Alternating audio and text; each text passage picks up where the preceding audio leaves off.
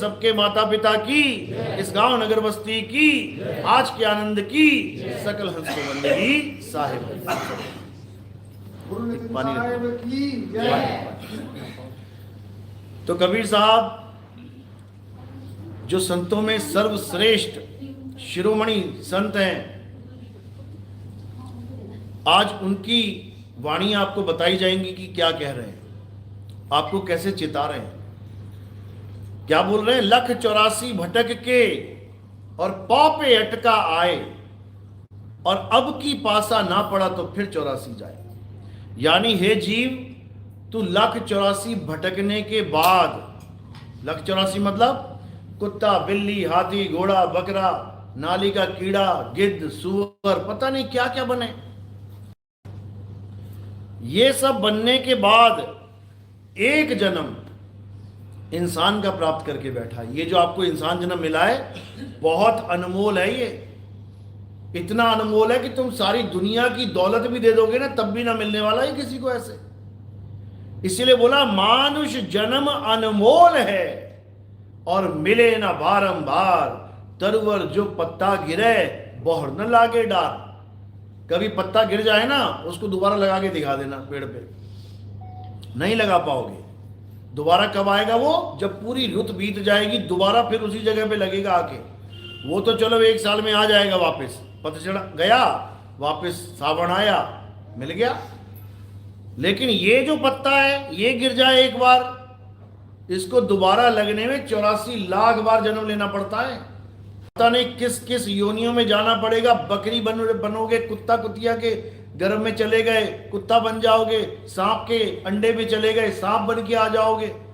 जैसा गर्भ मिलेगा, जैसा अंडा मिलेगा, वैसी शक्ल बन के तैयार हो जाएगी तुम्हारी। आज जो इतनी सुंदर शक्ल मिली है ना, 2 आंख, 2 पैर, हाथ, ये बाल, ये खाल, ये चेहरा, क्यों मिला है ऐसा? क्योंकि तुम्हें मां ऐसी मिल गई। जैसे सांचे में लोहा जाएगा वैसा ही ढल के बाहर आ जाएगा। तो हमें मां ऐसी मिल गई जिसका 1 सिर था, 2 हाथ 2 पैर थे, तो हमें भी 1 सिर 2 हाथ 2 पैर मिल गए। अगर मां ऐसी मिल जाती जिसकी एक सिर 4 टांगे और 1 पूंछ होती, तो भाई साहब आप भी 1 सिर 4 टांगे और 1 पूंछ लेके आ रहे होते। कुतिया है, बकरी है, भैंस है, गाय है, वैसा ही शरीर मिल जाता जैसी मां मिल जाती। इसलिए कबीर साहब बार बार समझा रहे हैं कि इससे पहले कि दोबारा वो सीन आ जाए, दोबारा तुम उसी जगह चले जाओ जहां से भुगत के आ रहे थे, उससे पहले समझ लो कि इस जन्म मरण से, इस भव बंधन से मुक्त कैसे होना है।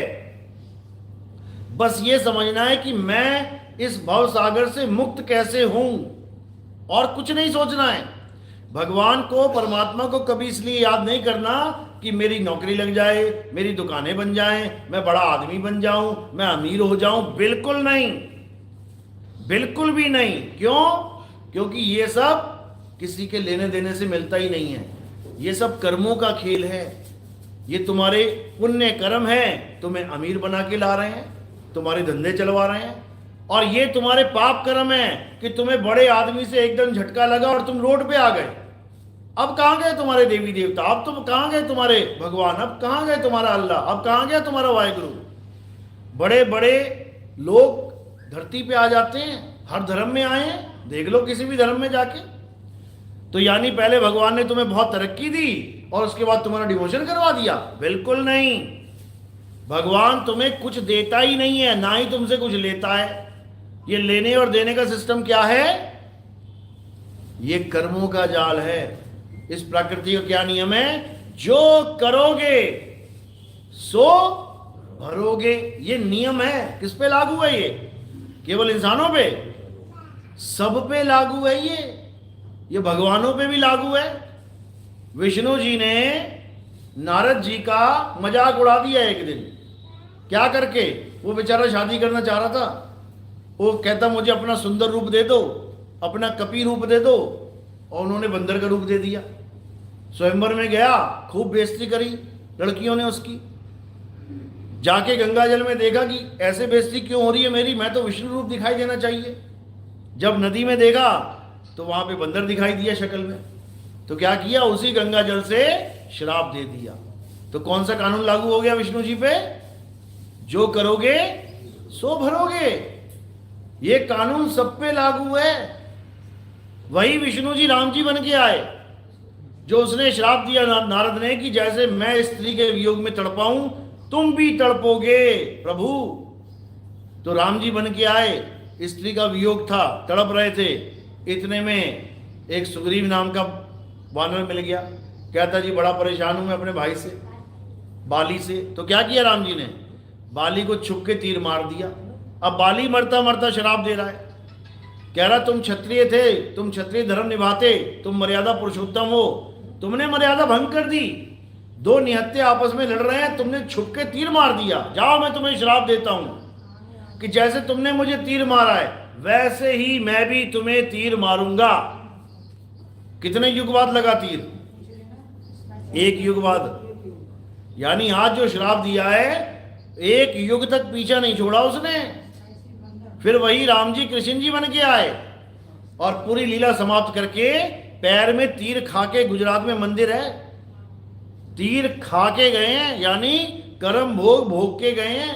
यहां कोई बचने वाला नहीं है। और सबसे बड़ी बात है कि जितने भी भगवान इस दुनिया में आए हैं, आप उनके इतिहास उठा के देख लो, सब श्राप खा के ही आए हैं। इस दुनिया में पैदा होने का मतलब पता है क्या है, ये जेल है। यहां पर श्राप खा के ही पैदा होता है बंदा, नहीं तो आता ही नहीं यहां कोई। गंगा आई है ना यहाँ पे, गंगा को लेके आए थे, इतिहास पढ़ के देख लेना। किसने दिया था श्राप, किसने दिया था, सबको श्राप लगे हैं A to Z। Sita ji आई हैं श्राप खा के आई हैं, कृष्ण जी आए हैं श्राप खा के आए हैं, भीष्म पितामह आया श्राप खा के आया। सारे श्रापित भगवान यहां आके पैदा होते हैं जिनको श्राप लग जाता है। लेकिन एक ऐसा भगवान है जिसे कभी श्राप नहीं लग सकता। वो कौन सा भगवान है, वो आत्मदेव है। उस आत्मदेव को कभी किसी का श्राप लगता ही नहीं है। सारी दुनिया के सारे संत महात्मा, सारे ऋषि मुनि, सारे भगवान एक साथ खड़े होके कह दें कि आत्मा की मृत्यु हो जाए, हो जाएगी क्या, कभी नहीं हो सकती। यानी देवों का देव अगर कोई है तो कौन है, आत्मदेव। इसीलिए बोला गया देवों का देव महादेव। कौन, आत्मदेव। गुरु ग्रंथ साहब में बिल्कुल साफ लिखा है कि किसकी पूजा करनी है, आत्मदेव पूजिए। अपने सिखों को हुक्म दिया है कि अगर किसी की पूजा करना चाहते हो तो केवल एक ही है पूजनी है, वो कौन है, आत्मदेव। लेकिन वो रहता कहाँ है, उसकी पूजा कैसे करें, ये किसी को समझ में नहीं आता। कृष्ण जी ने कहा, हे अर्जुन, इस दुनिया में 2 प्रकार के तत्व हैं, एक असत्य और एक सत्य। असत्य क्या है, जो बनता और बिगड़ जाता है, जन्मता और मरता है, पल पल बदलता है, जो सदा एक सा नहीं रहता, वो असत्य है। यानी ये बॉडी, ये शरीर, ये पेड़ पौधे, ये जीव जंतु, ये सारा संसार पल पल बदल रहा है, बनता है, बिगड़ता है, ये सब असत्य है। और इसी संसार की पूजा हो रही है। अग्निदेव की पूजा कर लो, वायुदेव की पूजा कर लो, पवन देव की, जल देव की कर लो, धरती की पूजा कर लो, पेड़ों की पूजा कर लो, नीम की कर लो, बरगद की कर लो, तुलसी की कर लो, गाय की कर लो, सबकी पूजा हो रही है। यानी किसकी पूजा चल रही है, असत्य की, माया की पूजा चल रही है। अब कृष्ण जी समझा रहे हैं गीता में, हे अर्जुन, ये जितना भी पदार्थ, जितने भी तत्व बदल रहे हैं, ये सब माया है। माया की पूजा करना, माया में लिप्त रहना, यही जीव के पतन का कारण है। तो क्या करना है, अब उसकी पूजा करनी है। किसकी, नैनम छिंदंती शस्त्राणि, नैनम दहति पावका, न चैनम क्लोदंतापे, न शोष्यति मारुता। हे अर्जुन, इस आत्मा को ना तो कोई शस्त्र काट सकता है, ना अग्नि जला सकती है, ना वायु सुखा सकती है, ना जल भिगो सकता है। ये आत्मा अजन्मा है, नित्य है, शाश्वत है, पुरातन है। ये आत्मा ही सत्य सनातन है। ये गीता का ज्ञान बता रहा हूं मैं। जो गीता का ज्ञान लोग सुना सुना के कृष्ण जी की पूजा करवा देते हैं। कृष्ण जी की क्या करवाएंगे पूजा, कृष्ण जी की पूजा तो वो करवा सकता है जो कृष्ण जी के हम उम्र है, हम साथ है। ये कृष्ण जी की पत्थर की मूर्ति की पूजा करवा देते हैं, ये कृष्ण जी के कैलेंडर की पूजा करवा देते हैं, ये कृष्ण जी के फोटो की पूजा करवा देते हैं, जबकि कृष्ण जी ने इन सब तत्वों को माया बोला है, नाशवान तत्व बोला है। क्या फोटो को फाड़ नहीं सकते? क्या पत्थर को तोड़ नहीं सकते? क्या कैलेंडर को जला नहीं सकते? इनकी पूजा नहीं करनी है। किसकी पूजा करनी है? हे अर्जुन, इस आत्मा को ना तो शस्त्र काट सकता है, ना अग्नि जला सकती है, ना वायु सुखा सकती है, ना जल भिगो सकता है। इसकी पूजा कर, इसकी पूजा कर, कोई मना नहीं करता। लेकिन अगर पत्थरों की पूजा करोगे, पेड़ों की पूजा करोगे, तो हे अर्जुन, इस माया के जाल से तुम कभी नहीं निकल सकते। अब आत्मा की पूजा करें तो करें कैसे? सुनने में तो बड़ा अच्छा लगा, वाह, आत्मा तो अजर अमर अविनाशी है, लेकिन पूजा कैसे करें? किसकी करें? कैसे करें? उसके लिए क्या बोला कृष्ण जी ने? अध्याय 4 34वां श्लोक, हे अर्जुन, अगर तुम सत्य को प्राप्त करना चाहते हो, सत्य यानी आत्मा, आत्मा ही सत्य है, आत्मा के अलावा कोई सत्य नहीं है, रहने दो इसको। अगर तुम आत्मा की पूजा करना चाहते हो, अगर तुम आत्म तत्व को प्राप्त करना चाहते हो, तो क्या करना है?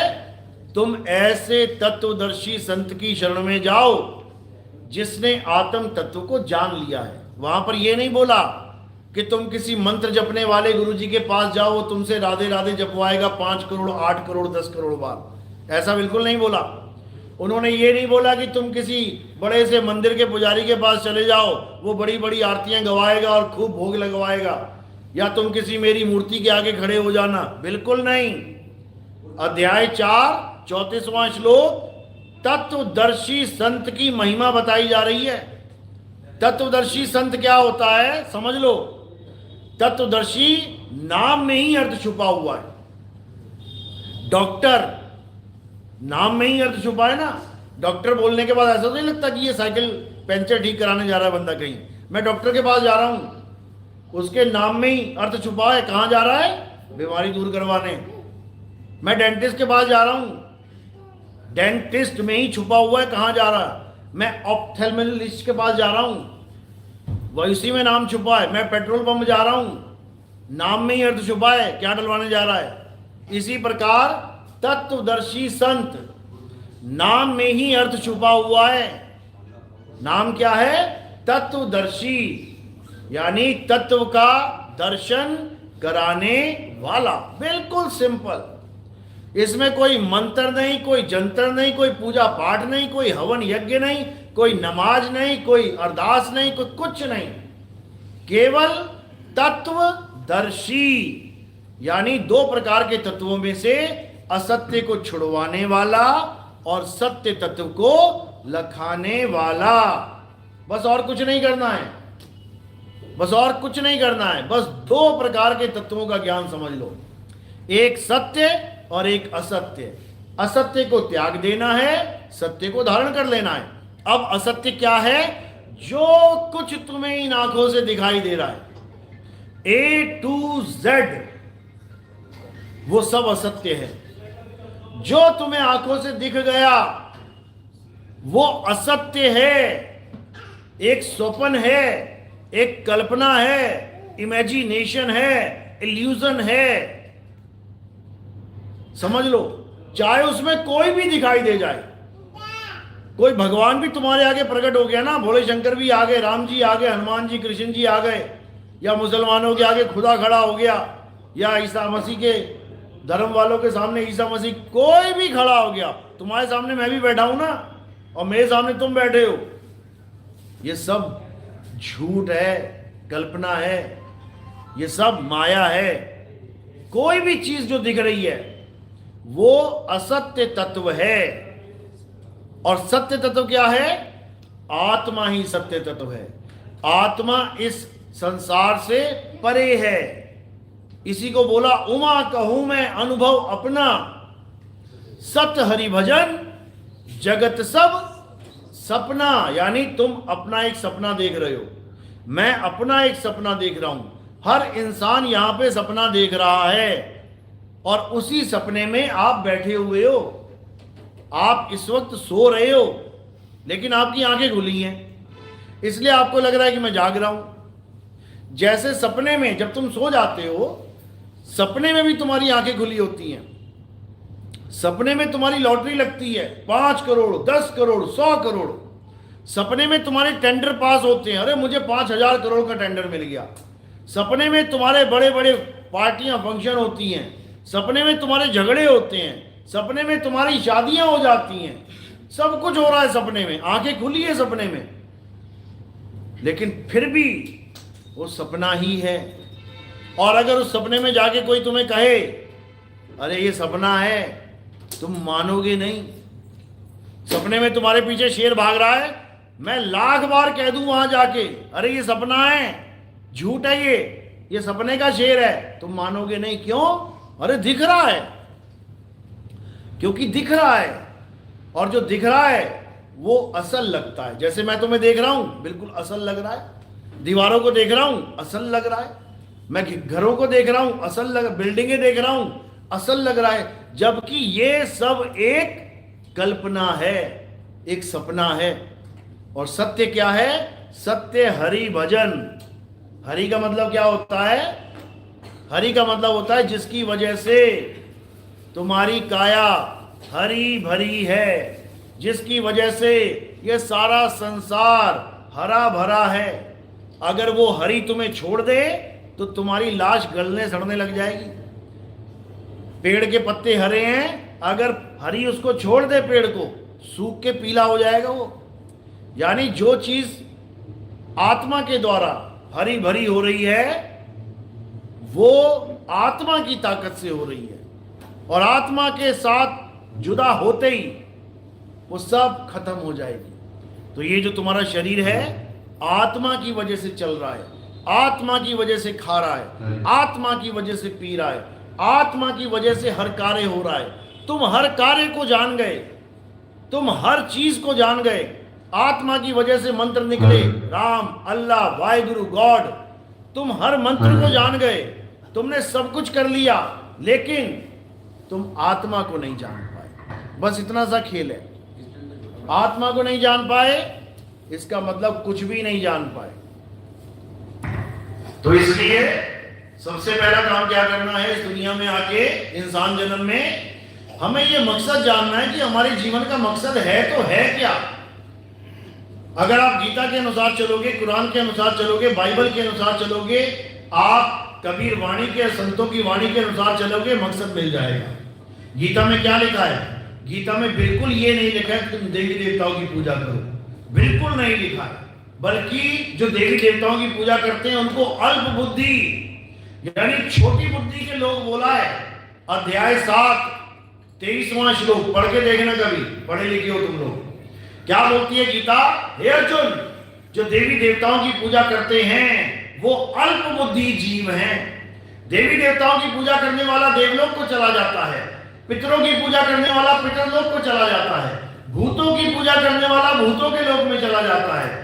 ये अज्ञानी जीव कभी मुझे प्राप्त नहीं कर सकते, यानी ये मुझ तक कभी पहुंच ही नहीं सकते। क्यों? क्योंकि ये मुझे भी देवी देवता बना के पूज रहे हैं।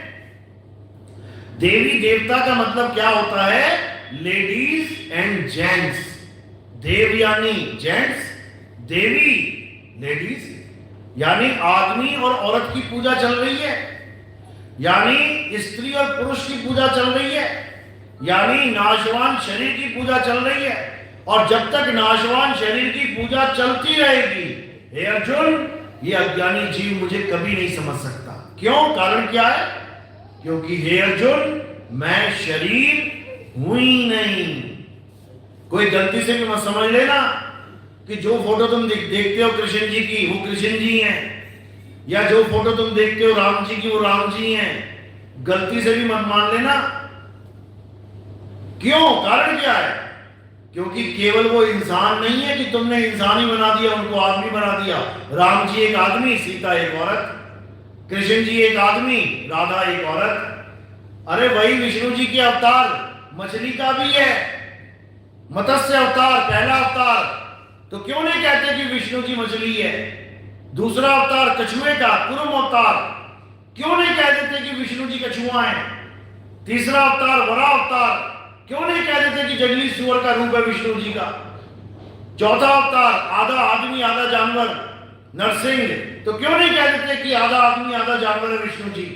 क्यों टैग लगा दिया कि केवल आदमी ही है, जबकि वो आदमी भी नहीं है? भस्मासुर को किसने मारा था? आदमी ने कि औरत ने? औरत ने। कौन था वो औरत? विष्णु जी। तो भैया आदमी हो कि औरत हो, यही बता दो। अरे मछली हो कि कछुआ हो, यही बता दो। बड़ा हो कि आधा नरसिंह हो, यही बता दो। उनका कोई रूप नहीं है, वो किसी भी रूप में खड़े हो सकते हैं तुम्हारे आगे, समझो। कहते हैं हाथी में हाथी बन बैठा, चींटी में बना चींटी तू। वो हाथियों के सामने हाथी खड़ा बन के खड़ा हो जाएगा तुम्हारे सामने, तुम पहचान ही नहीं पाओगे उसको। वो चींटी में चींटी बन के बैठ जाएगा, तुम समझ ही नहीं सकते उसको। यानी उनका कोई रूप रंग नहीं है, और सारे रूप भी उसी के हैं। सबसे बड़ी दिक्कत ये है, यानी विष्णु जी एक आत्मा है, उनका कोई रूप रंग नहीं है। रूप न रेख न रंग प्रभु, तीन गुणों से भिन्न, तिस ही बुझाए नानका, जिस होवे प्रसन्न। जिस पर मालिक की कृपा होती है वो ये बात जान पाता है कि हम आत्मा हैं। जब हम आत्मा हैं तो फिर हम शरीर नहीं रहे। आत्मा अविनाशी होती है कि शरीर? शरीर अविनाशी होता है। बहुत बढ़िया। आत्मा अविनाशी है, शरीर नाशवान है। आत्मा ने शरीर को पकड़ा है कि शरीर ने आत्मा को पकड़ा है? आत्मा ने शरीर को पकड़ा है, ये पकड़ा हुआ है आत्मा ने शरीर। और जब हम शरीर को छोड़ देंगे, ये छोड़ दिया, तो कौन गिरा? शरीर गिरा कि आत्मा गिर गई? बस इसी को समझना है। जब भी हम कहते हैं मेरे पिताजी ने शरीर छोड़ दिया, मेरे चाचा जी ने शरीर छोड़ दिया, तो कौन छूटा? शरीर। कौन मरा?